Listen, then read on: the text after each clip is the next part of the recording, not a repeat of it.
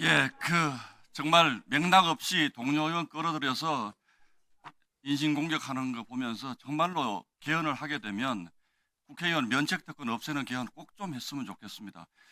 아니 도대체 느닷없이 나경원 의원이 신천지와 관련이 있다는 게 무슨 얘기입니까 도대체?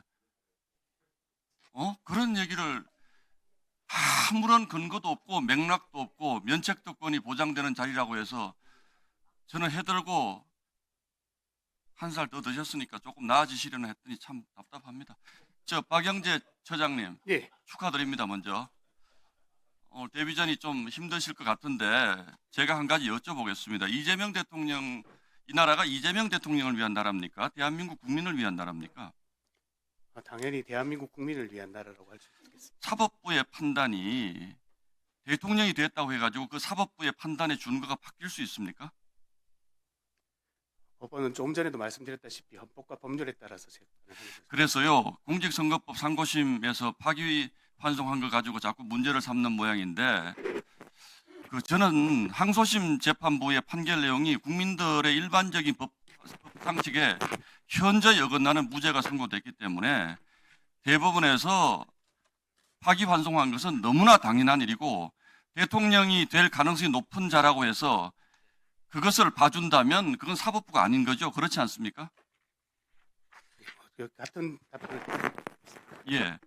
저는 오히려 많은 국민들이 파기환송이 아니라 대법원이 파기 자판을 해서 대한민국을 이렇게 혼란 속으로 빠뜨리는 거대한 사법 리스크를 가진 대통령이 탄생해서 지난 1년 내내 저희가 이재명 대통령을 법적 리스크에서 해소시켜 주려는 민주당과 싸웠습니다.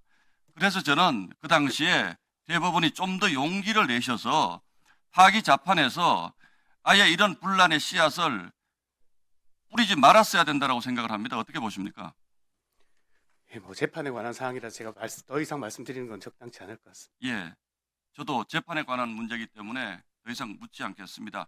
그러면 가만히 있어야지 그 대법원의 판단을 계속 국민들께 무슨 반성을 사과를 요구하고 이게 과연 국회가 맞습니까? 대법원의 판단에 대해서 국회가 계속 사과와 반성을 요구하면 대법원은 앞으로 법원은 어떻게 운영하실 겁니까? 거기에 대해서 답변 좀 해주십시오. 예, 헌법과 법률에 맞게 한 재판에 관해서는 국민들이 판단하실 거라고 생각합니다. 저도 그렇게 믿습니다. 대한민국 국민들 현명하기 때문에 그렇게 믿습니다. 현안 몇 가지만 여쭤보겠습니다. 전임 천대법원 행정처장에 대해서 저희가 질의한 것이 몇 가지가 있는데 첫 번째 지금 본회의로 가 있는 법 왜곡죄라는 것 잘 알고 계시죠? 헌법 개정안. 이 법 왜곡죄에 대해서 전임 법원 행정처장은 굉장히 큰 우려를 표시했습니다. 이게 고소 고발로 계속 이어지면서 사법 독립의 침해 소지가 크고 고의적 법리 왜곡 등의 요건은 너무나 주관적이기 때문에 곤란하다라는 말씀을 많이 하셨는데 어떻게 생각하십니까? 저도 같은 입장입니다. 예, 법 왜곡죄는 대단히 위험한 법이다.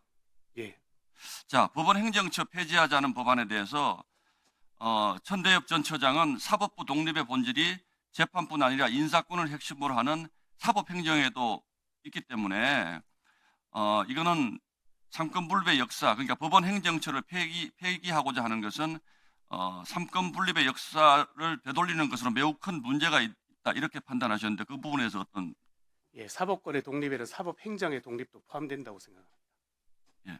자, 세 번째 재판 소원제, 그러니까 헌법재판소, 그러니까 이른바 국민들이 사심제라고 얘기하는 재판 소원제 도입에 대해서 이게 실질적인 사심제가 되면서 소송 지옥으로 대한민국 국민들의 소송 비용을 급격히 증가시키고 사실상 법원의 업무를 마비시킬 가능성이 있다라는 입장을 천대엽 전 처장이 힘주어 말씀하셨는데 이 소위 재판 소원 도입에 대해서는 어떻게 생각하십니까? 재판 소원은 이제 사심제로 가는 길이고 말씀하신 것처럼 국민들을 소송 지옥에 빠뜨리게 하는 것에다가 더해서 우리 헌법상 헌법재판소와 대법원은 권한이 분장되어 있습니다. 대법원의 확정 판결에 대해서 헌법재판소에서 재판 소원을 받아들일 수 있다고 하는 것은 결국 헌법 사항이라고 생각합니다.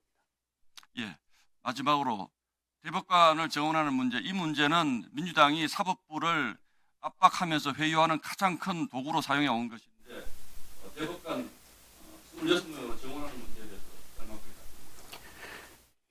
대법관 증원이 되면 필연적으로 하급심에 있는 우수 판사들이 다시 대법원의 재판연구관으로 와야 되는데 대법관 증원에 따른 하급심 판사들, 우수한 하급심 판사들의 대법원으로서의 이전을 보충할 만한 방법이 없습니다.